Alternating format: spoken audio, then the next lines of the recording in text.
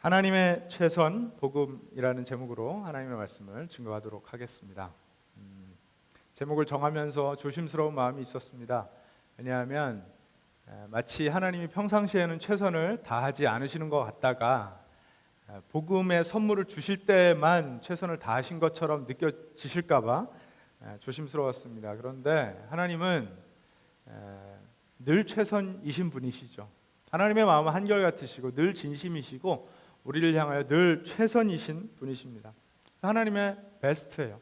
늘. 원래는 그 제목 앞에다가 공의를 위한 하나님의 최선이라는 그 문장을 좀 더 하려고 했었는데, 공의하면 요즘 이렇게 어감이 좋지 않은 것 같이 느껴져서 제가 하나님의 최선만 그냥 사용을 했습니다. 공의를 위한 하나님의 최선이 복음이다 라는 메시지를 전하려고 합니다. 여러분, 공의, 정의, 영어로 하면 justice, righteousness, 또는 아주 쉽게 하면 fairness, 이거 다 어떤 의미를 가지고 있습니까?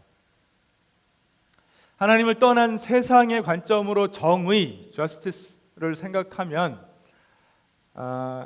사회가 유지되기 위해서 개인과 개인이 또는 집단과 집단이 서로 사이에서 유지해야 될 어떤 올바른 도리, 이런 것들이 사전적인 정의입니다. 정의가 나랑은 좀 거리가 멀게 느껴지시는 분 혹시 계십니까? 그런데 정의는 늘 우리 주변에 있고요. 우리는 늘 정의를 원하고 있습니다. 우리 가정 안에도 정의가 있고요. 우리 정의를 원합니다. 우리 자매님들 만약에 혼자서 늘 밥해야 되고 설거지해야 되고 청소 다 해야 되고 아이들 다 키워야 된다면, 혼자서만 그 일을 해야 된다면 속에서 이렇게 쭉 올라오는 감정이 생기죠. 그렇죠? 왜 그런 불편한 감정이 생길까요? 또는 작년이었는데 최근이죠. 그렇죠? 그 MLB 야구팀 휴스턴 애스트로스가 꽤 오랜 시간 동안 사인을 훔쳐서, 그래서 자기네 홈 구장에서는 좋은 성적을 거뒀다라는 뉴스를 보신 분들이 계실 거예요.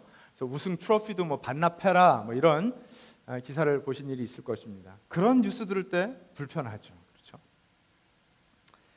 많은 미국의 명문 대학의 스포츠팀 코치들이나 또 입학사정관들이 부정 입학생들을 학교에 입학시키면서 돈을 10만 불, 20만 불씩 받았다라는 뉴스를 들으면 불편합니다. 지금 사이비 종교, 신천지와 같은 이단 사이비 종교 교주와 지도급 인물들이 순진한 사람들 부추겨서 거짓말하게 하고 가정 파탄시키고 사회 질서를 파괴하고 하나님의 교회들을 어지럽히는 이런 사태를 보면서, 또 그 가운데 그들이 엄청난 부를 축적한다라는 뉴스를 보면서 마음이 불편해집니다. 코로나19에 대한 두려움 때문에 사재기하는 사람들이 그렇게 많다는 뉴스를 들으면서 마음이 또 불편해집니다. 저희 쌍둥이는 둘 중 하나에게만 소다를 먹게 해주면 또 하나가 마음이 불편해집니다. 여러분, 이런 불편한 마음들 다 뭐죠? 왜 불편하다고 느낍니까? It's not fair. It's not just. 왜 이렇게 느끼죠? 정의에 호소하는 불편함이에요. 우리는 늘 정의를 원하고 있어요. 누군가가 나에게 내가 마땅히 받아야 될 정의로운 판단과 대우를 파괴하려고 하면 이렇게 감정이 끌어올라옵니다. 불편해집니다. 그래서 미국 사람들 말하는 표현들 중에 I want justice, I want justice to be served, 이런 얘기들 많이 하잖아요. 그렇죠? 정의가 깨지면 굉장히 불편해져요. 우리는 그래서 정의에 익숙하고요, 정의를 원하는 삶을 살고 있습니다.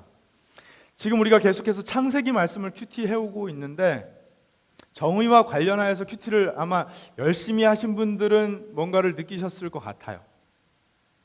하나님은요, 인간에게 큰 관심을 가지고 계십니다. 하나님의 최대 관심사는 인간이에요. 인간 사회입니다. 창세기 읽으시면서 아마 그거 느끼셨을 거예요. 인간들 때문에 하나님이 막 업앤다운이 생기시는 것 같은 느낌이 들 정도로 하나님의 최대 관심사가 인간입니다. 하나님은요, 인간이 인간답기를 원하세요. 우리가 이루어 살고 있는 인간 사회가 하나님이 의도하신 대로의 사회가 되기를 원하십니다. 그 모습을 잃어버린 인간 사회를 보면서 굉장히 가슴 아파하세요. 때로는 분노하세요. 그래서 심판하실 때도 있습니다. 다시 새롭게 시작하실 때도 있었어요. 여러분 창세기를 통해서 그거 다 보셨죠? 노아 방주로 인한 그 홍수 사건 왜 있었습니까? 사람들이 불의하였기 때문에, 정의가 사라져버렸기 때문에. 하나님께서 인간 만드신 것을 한탄하시고 후회하시고 쓸어버리신 후에 새로운 인간 사회를 시작하셨습니다. 하나님의 큰 관심이 인간 사회에 있습니다.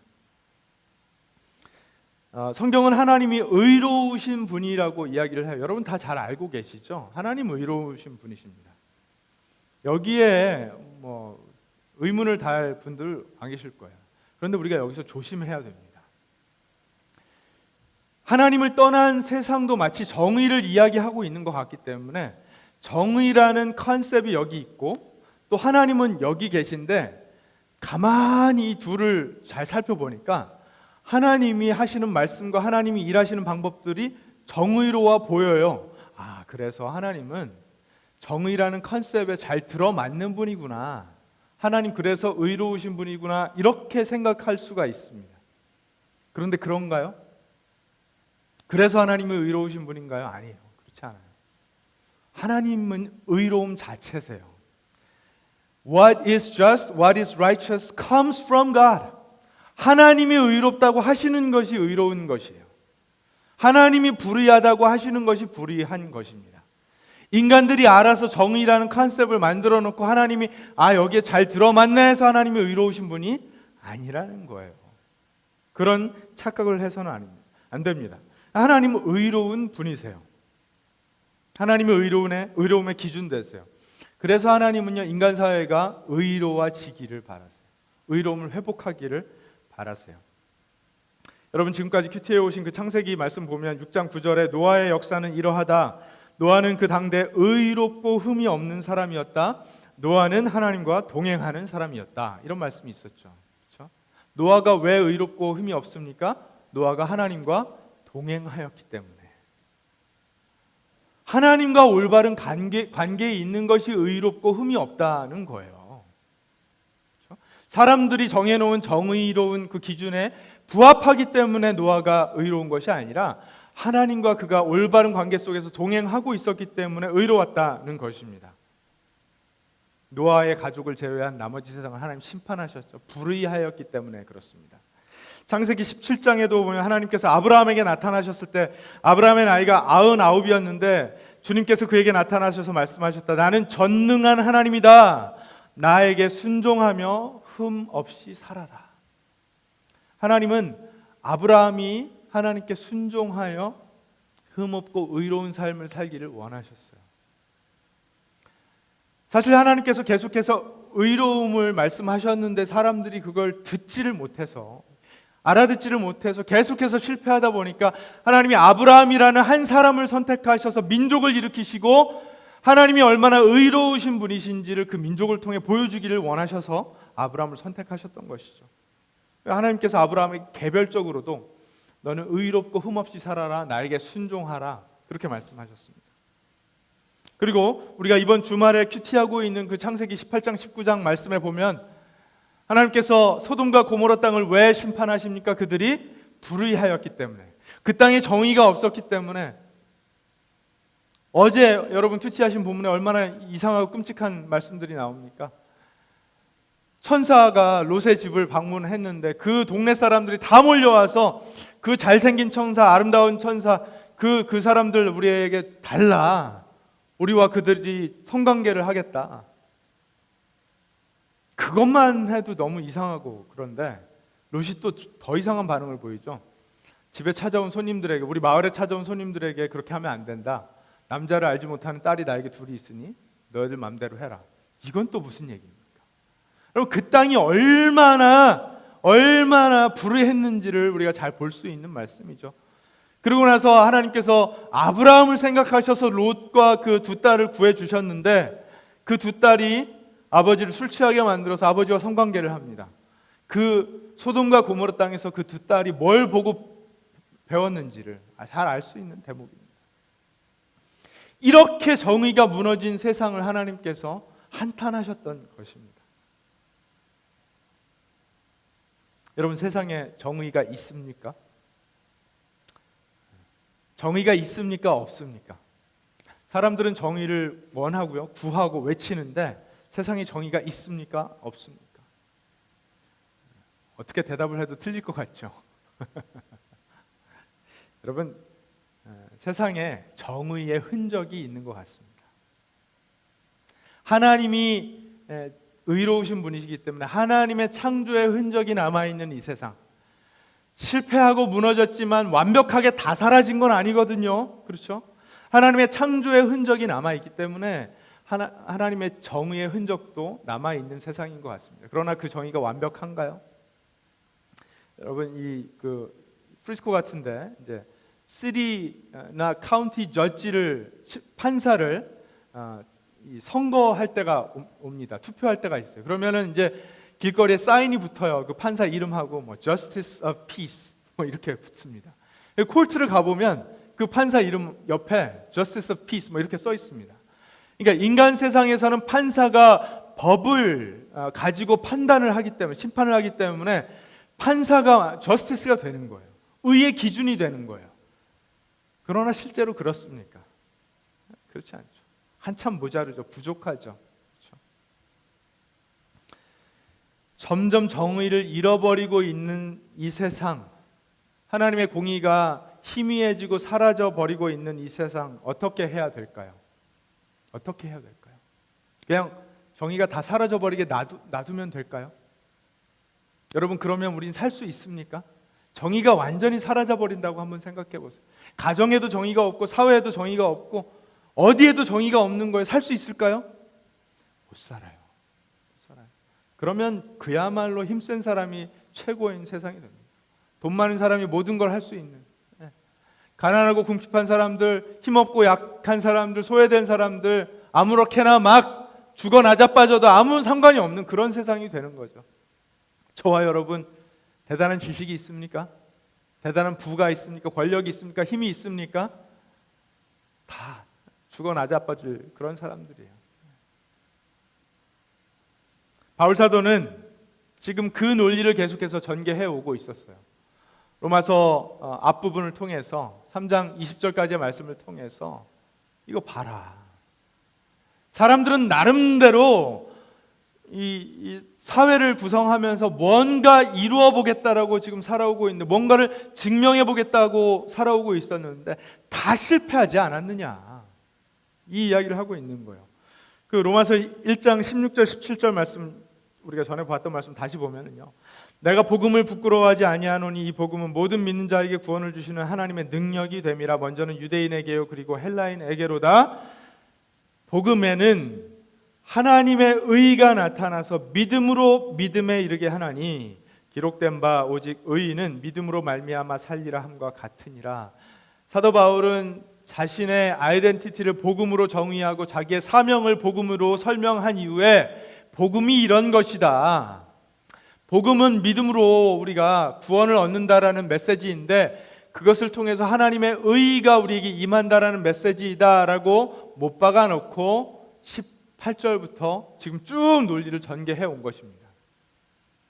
사람들이 뭘 했는가, 그 이야기를 해온 것이죠. 정의가 뭐냐? 나는 그런 거 관심 없다. 나는 내 마음대로 살 거다 하고 사는 사람들이 있어요. 이 사람들 당연히 불의한 사람들이죠. 그렇죠? 그리고 이 사람들을 손가락질하고 혀를 끌끌 차면서 아이고 저 죄인들 하면서 나는 정의의 수호자인 것처럼 살아가는 사람들이 있는데 그들도 실패한 사람들이고, 그 모든 사람들 가운데 특별히 우리는 하나님의 선택을 받고 율법을 우리 안에서 성취하여서 의롭다 착각하고 있었던 유대인들, 이들도 실패한 사람들이다. 그래서 이 세상에 존재하는 그 세 부류의 사람들 가운데 어떤 한 사람도 하나님 앞에 의롭다 판단받을 사람이 없다. 제로다. 단 한 사람도 없다. 모두 다 실패했다. 이것이 지금까지의 논리 전개였습니다. 여러분, 그러면 그 다음 말씀은 어떻게 이어져야 될까요? 하나님 앞에 다 불의하였으니 다 심판받아야 된다.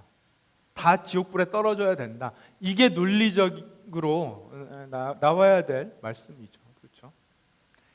오늘 말씀이 이제 3장 21절에서 이어집니다. 오늘 로마서 3장 21절부터 31절까지의 말씀을 볼 텐데요.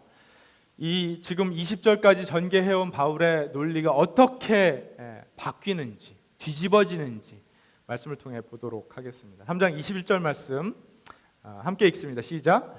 그러나 이제는 율법과는 상관없이 하나님의 의가 나타났습니다. 그것은 율법과 예언자들이 증언한 것입니다. 바울이 3장 20절까지 전개해온 논리대로 보면 3장 21절에는 그러므로 우리는 모두 하나님의 심판을 받아야 마땅합니다. 이렇게 전개될 줄 알았는데 21절에 그러나 이제는 but now 굉장히 중요한 대목입니다. 여러분, 만약에 21절이 그러나로 시작하지 않고 그러므로로 시작하면 심각합니다. 안 좋습니다. 그렇죠? 그런데 그러나로 시작합니다. 이제는 but now 지금까지 진행해오던 인류의 역사와 지금부터 진행될 이제 시작되는 인류의 역사에는 구별점이 있다. 분기점이 있다. 반전이 있다. 이렇게 이야기하고 있는 것입니다. But now 그러나 이제는 예수님이 오셔서 십자가에 달리심으로 모든 사람들의 죄를 대속하신 그 사건 이전과 이후는 극명하게 갈립니다. 이걸 지금 이야기하려는 거죠. 그게 느껴지시죠? 여러분의 삶에도 그러나 이제는의 모멘트가 있었습니까? 그러나 이제는 but now의 순간이 있었던 사람들을 우리는 크리스찬이라고 하죠. 중생했다, 거듭났다, 하나님을 인격적으로 만났다, 그렇게 표현하지만 그 순간, 그 모멘트가 있었던 사람들을 우리는 그리스도인이라고 부릅니다. 여러분의 삶에도 그런 순간이 다 있으셨을 거라고 생각을 합니다. 그러나 이제는 나를 입증하기 위해서, 나를 증명하기 위해서 나 잘났다고, 내가 정의를 이루겠다고, 나 정도면 괜찮다고 살아오던 그 인생의 시점과 이제는 오직 하나님의 은혜로, 예수 그리스도를 믿는 믿음으로, 새로운 생명으로 살기 시작한 그 이후의 삶이 명확하게 구별되는, 그래서 before Christ와 아니오 도미니로 나뉘는, BC와 AD로 나뉘는 그 모멘트가 다 있으셨을 거라고 생각을 합니다.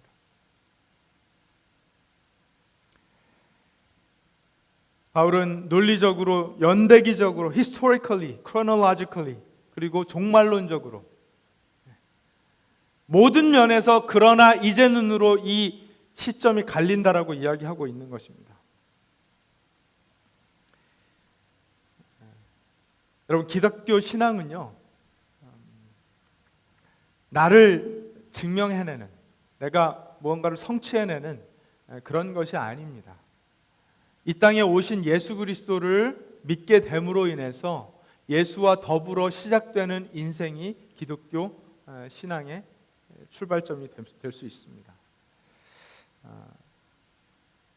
죄를 범한 인간, 불의하다고 판단을 받아 마땅한 인간들이 하나님께 의롭다 칭함을 얻을 수 있는 길이 이것밖에 없다라고 바울 사도가 이제부터 설명하는 것입니다. 22절, 23절 함께 읽도록 하겠습니다.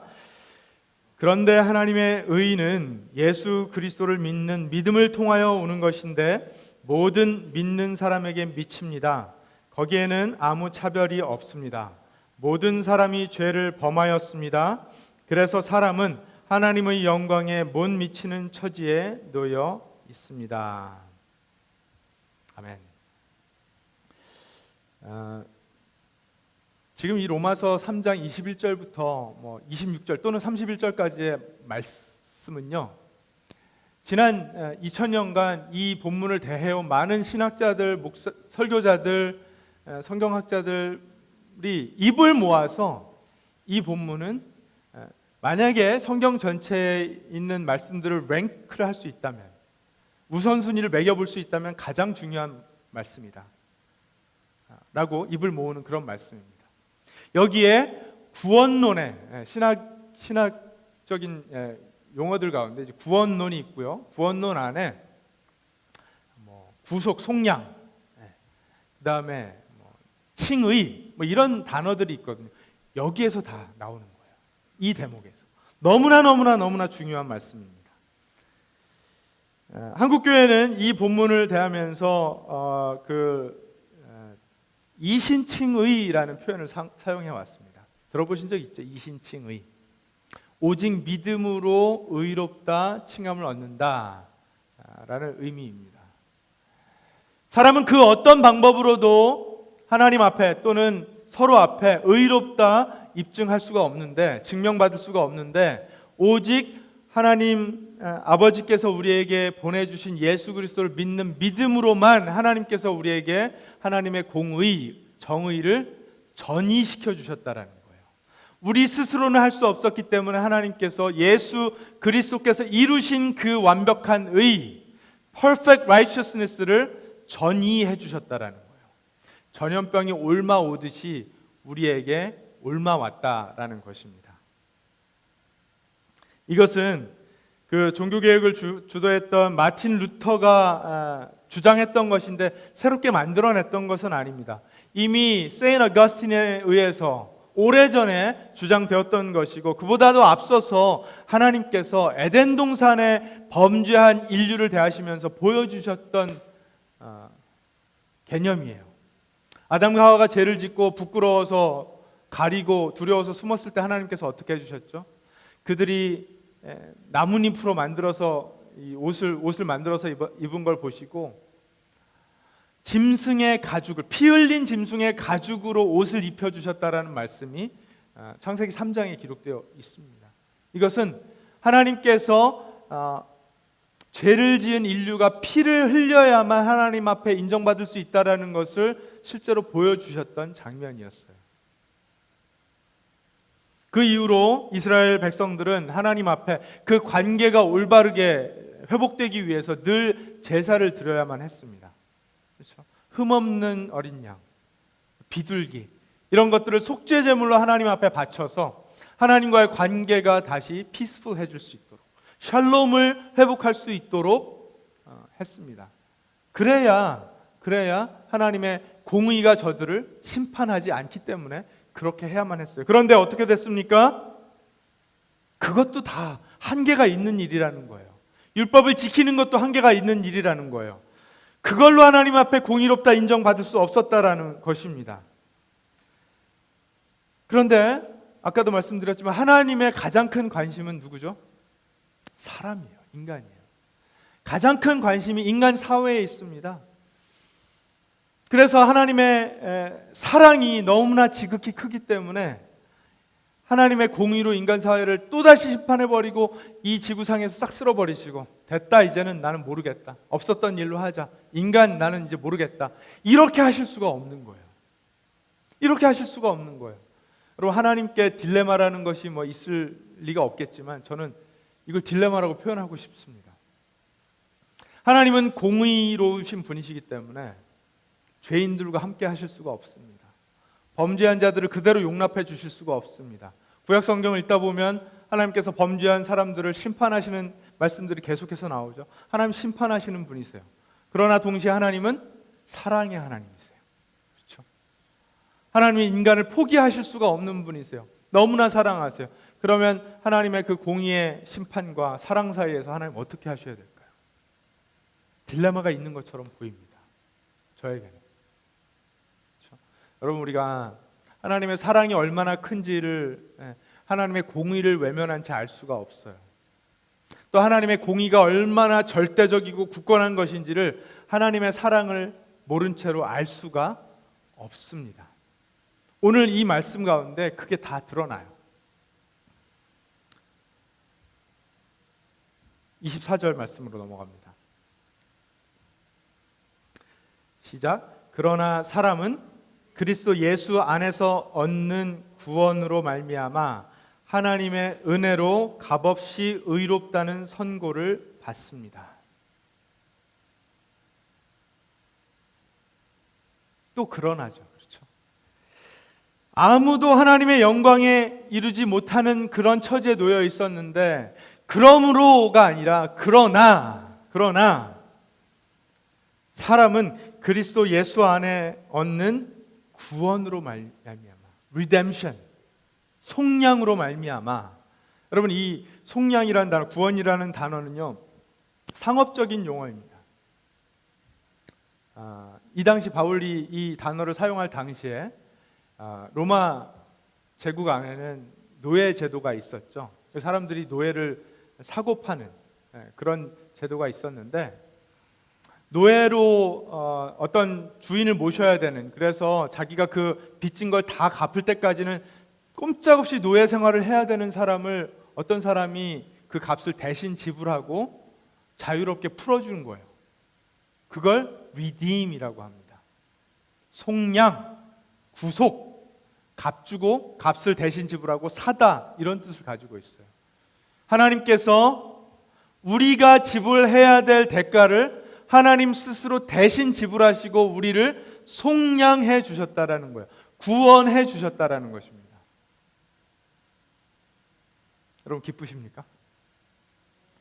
만약에 하나님께서 예수 그리스도의 생명을 주심으로 우리의 죄값을 대신 지불해 주시지 않았다면 우리는 정의가 사라져가는 그 세상 속에서 계속해서 그 죄의 대가를 지불하려고 애쓰는, 그렇지만 지불할 수도 없는 그런 miserable한 삶을 살 수밖에 없던 사람들이었다는 거예요. 여러분, 그런 삶에 기쁨이 있을까요? 진정한 자유가 있을까요? 평강이 있을까요? 없잖아요. 그래서 계속해서 사람들은 자기를 입증하려고, 나는 괜찮다고, 남보다 앞서가겠다고 그렇게 애쓰면서 살아가고 있는 것입니다. 사람은 오직 그리스도 예수 안에서만 구원을 얻을 수 있으며 그 과정을 통해서만 하나님께 의롭다 칭함을 받을 수 있다는 것입니다. 여러분, 이것을 믿지 않으면 구원도 없고 하나님께 의롭다 판단을 받을 수가 없다는 것입니다. 하나님은 예수님을 어떻게 내어주셨습니까? 25절로 넘어갑니다. 함께 읽습니다. 시작. 하나님께서는 이 예수를 속죄 제물로 내주셨습니다. 그것은 그의 피를 믿을 때에 유효합니다. 하나님께서 이렇게 하신 것은 사람들이 이제까지 지은 죄를 너그럽게 보아주심으로써 자기의 의를 나타내시려는 것이었습니다. 이스라엘 백성들이 흠없는 어린 양을 하나님 앞에 속죄 제물로 드려서 피를 흘려 하나님과 화평을 이루었던 것과 마찬가지로 예수님이 흠없는 어린 양 되셔서 속죄 제물 되셔서 하나님께 드려짐으로 우리와 하나님 사이에 화평이 생겼고요. 그리고 우리가 하나님 앞에 의롭다 인정함을 받게 되었습니다. 이거는요, 하나님께서 지금까지 우리가 살면서 지어온 모든 죄, 지금 짓고 있는 죄, 앞으로 지을 죄까지도 너그럽게 넘어가 주셨기 때문에 가능한 거예요. 그렇죠? 이 너그럽게 보아주셨다라는 그 번역은요, 헬라어 원어 파레시스라는 원어를 번역한 것인데, 이것은 패스오버의 뜻을 가지고 있는 단어입니다. 출애굽할 때 끝까지 이스라엘 민족들을 놓아주지 않던 이집트의 백성들의 모든 장자들이 다 죽을 때, 그 문설주와 지방의 어린 양의 피를 발랐던 이스라엘 백성들의 장자들은 하나님께서 넘어가 주셨죠. 하나님의 심판이 넘어갔습니다. 그래서 유월절이잖아요. Passover. 그것과 마찬가지로 흠 없으신 예수님의 피가 흘려졌을 때 그것을 믿는 사람들에게 하나님께서 하나님의 심판이 넘어가 주셨다라는 거예요. 너그럽게 봐주셨다라는 것입니다. 여러분, 하나님의 공의가 우리의 그 범죄함을 보고 그냥 넘어갈 수가 있습니까? 못 넘어가요. 넘어갈 수가 없습니다. 오직 무엇으로만 가능합니까? 하나님의 아들 예수 그리스도의 피 흘리심이 아니고선 넘어갈 수가 없는 일인 거예요. 그런데 그 놀라운 하나님의 사랑의 표현으로 하나님의 아들을 내어주셨고 하나님 자신이 죽으시는 것으로 십자가에서 고통받아 피 흘려 죽으시는 것으로 우리의 죄가가 하나님으로부터 넘어가 주심 당한 것입니다. 그 어느 누구도요 자기의 삶으로 의로움을 증명할 수가 없습니다. 우리는 하나님께로부터 의로움을 공짜로 받은 사람들인 것이에요. 27절로 넘어갑니다. 시작. 그렇다면 사람이 자랑할 것이 어디에 있습니까? 전혀 없습니다. 무슨 법으로 의롭게 됩니까? 하나님의 법으로 됩니까? 아닙니다. 믿음의 법으로 됩니다. 자, 이 사람들이 참 어떻게 보면 구제불능인 것이요. 하나님께서 하나님의 아들을 내어주셔서 죽게 하셔서 어마어마한 대가를 치르셔서 우리는 알 수도 없는 고통을 당하시고 대가를 치르셔서 우리를 구원해 주셨는데 또 사람들이 어떤 반응을 보이냐면 거봐 내가 믿었으니까 구원받았잖아 이런다는 거예요. 내 믿음은 참 대단하지 않아? 이렇게 믿어지지 않는 일을 믿은 내 믿음은 대단한 믿음이야 이런 생각을 하더라는 것입니다. 여러분 근데 그렇습니까? 믿음이 자랑할 일인가요? 제가 이걸 어떻게 우리가 이해해 볼 수 있을까 비유를 생각하다가 이런 비유가 떠올랐어요. 제가 뭐 돈이 많은 사람이 아니지만 여러분을 위해서 제가 100불짜리 달러를 이만큼씩 뭉치로 굉장히 많이 준비를 하는 거예요. 그래서 여러분 교회 오셨으니까 사랑한다고 계속해서 던져드리는 것입니다.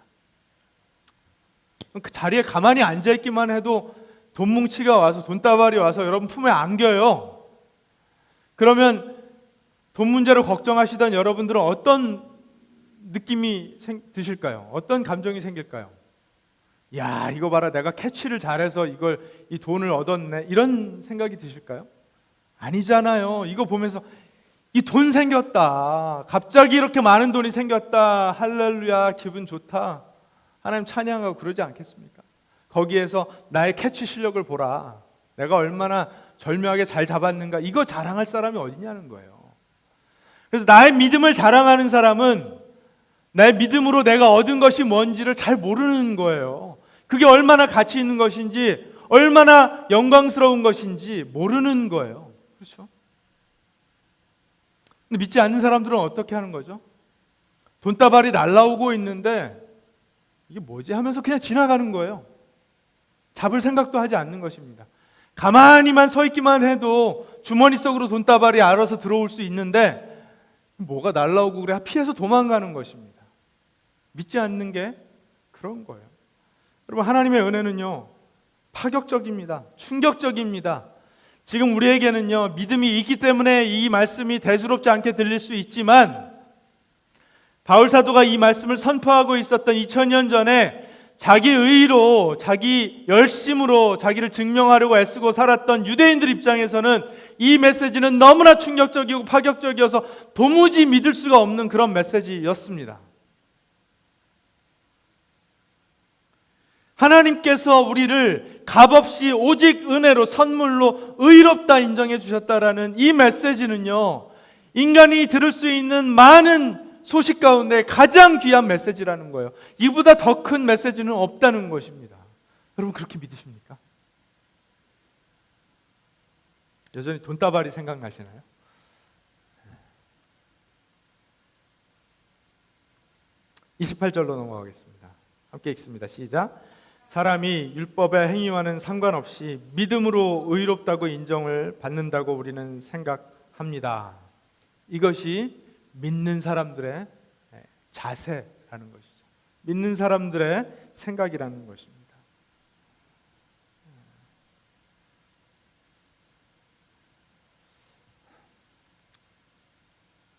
우리 한국 사람들 미국에 와서 얼마나 열심히 삽니까?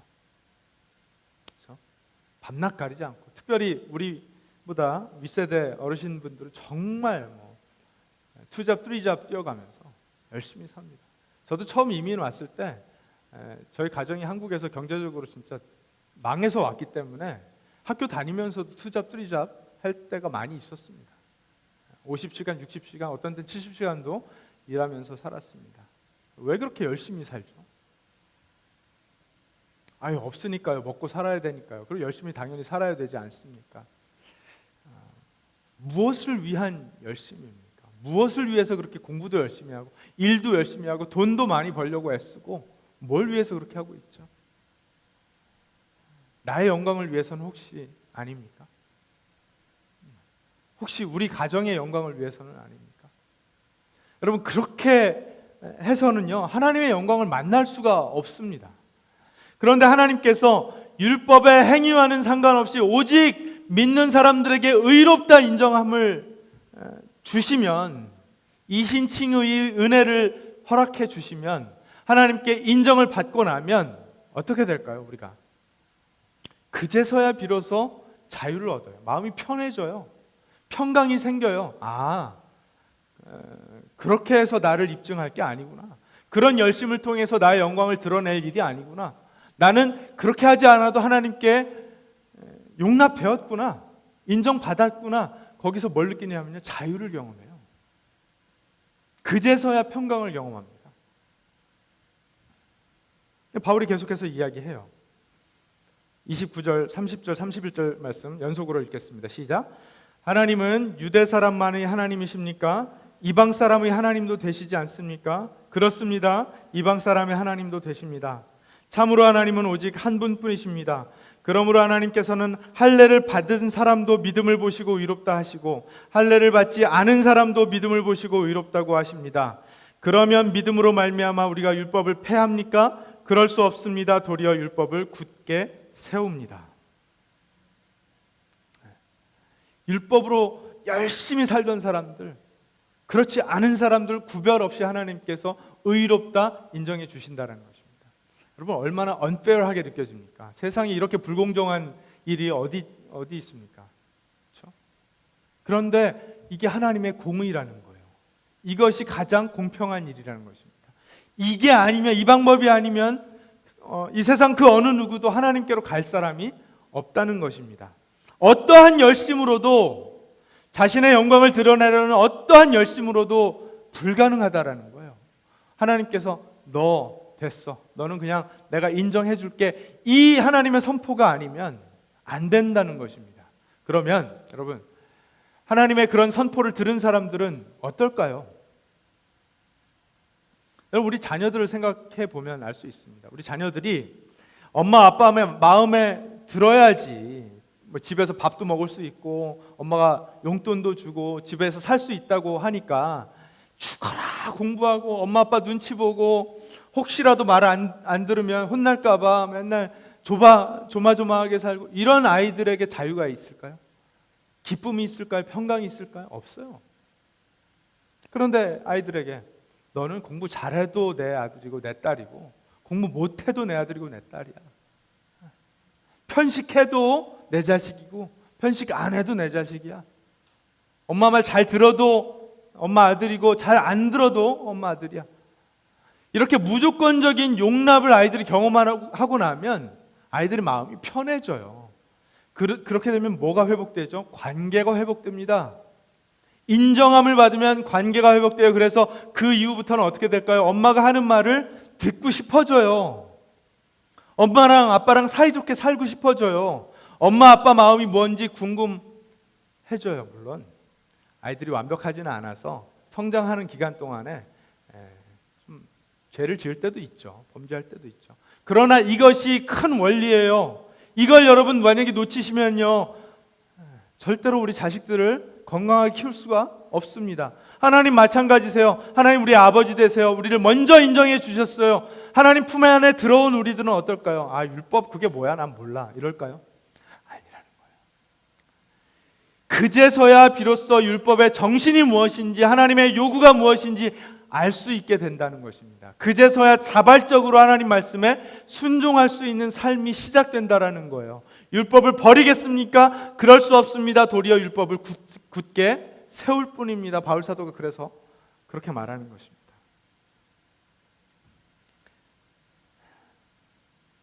여러분, 그런 하나님의 인정함을 받으셨습니까?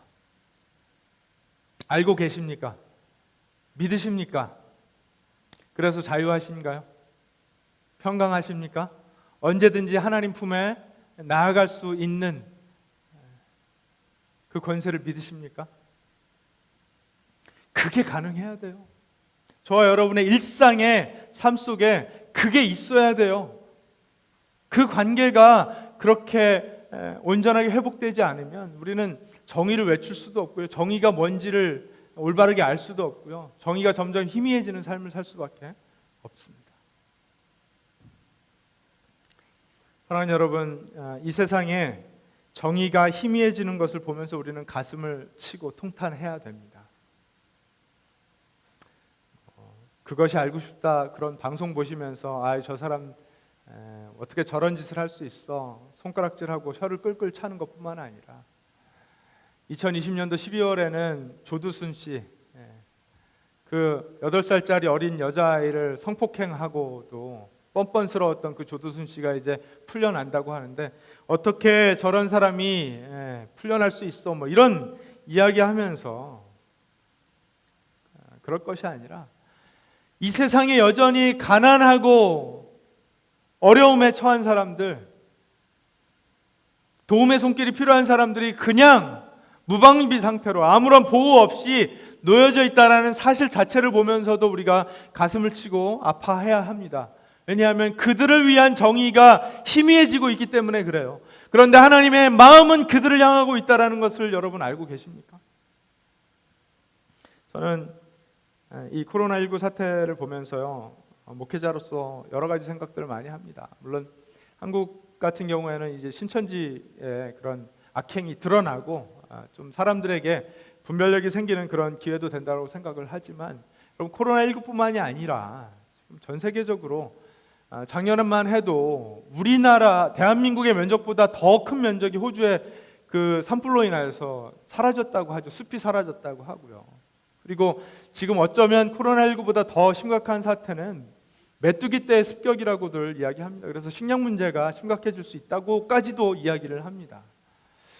저는 이런 일들이 하나님의 심판이다 아니다 말할 그런 분별력은 저에게 없습니다. 하지만 역사를 돌아보면 하나님은 많은 경우에 역병, 전염병과 이런 자연재해 또는 메뚜기 떼의 습격 같은 일들은 성경에도 기록되어 있는 하나님의 마음을 조금은 엿볼 수 있는 일들이 아닐까 생각을 합니다. 정의가 희미해져가는 세상에 잠깐 동안 멈춰서고 조금 슬로우 다운 하면서 우리가 무엇을 생각해 봐야 될지 생각할 타이밍을 하나님께서 주시는 것은 아닌가도 생각을 합니다. 경고의 메시지가 될 수 있다라고 생각을 합니다. 정의가 보이지 않음에 우리는 가슴을 치며 통탄해야 합니다. 동시에 내가 정의를 실현할 능력이 없을 뿐더러 때로는 내가 바로 그 불의한 사건의 주인공이기도 하다라는 것을 인정해야 합니다. 그리고 예수 안에 있는 하나님의 공의, 사랑과 더불어 우리에게 임하는 그 하나님의 공의를 발견하고 예수님을 통해 이 땅에 그 하나님의 정의가 실현되는데 내가 쓰임 받기를 소망해야 합니다. 여러분, 하나님은요 공의의 하나님이세요. 정의가 희미해지고 사라져갈 때 하나님은 가슴 아파하십니다.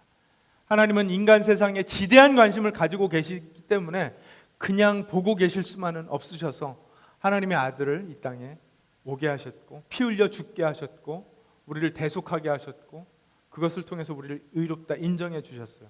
이제 의롭다 인정함을 받은 사람들은 나를 입증하기 위해서가 아니라 하나님의 공의를 위해서 얼마든지 나를 들여 살 수 있는 사람들이 된 것입니다. 여러분 믿으세요? 믿으십니까?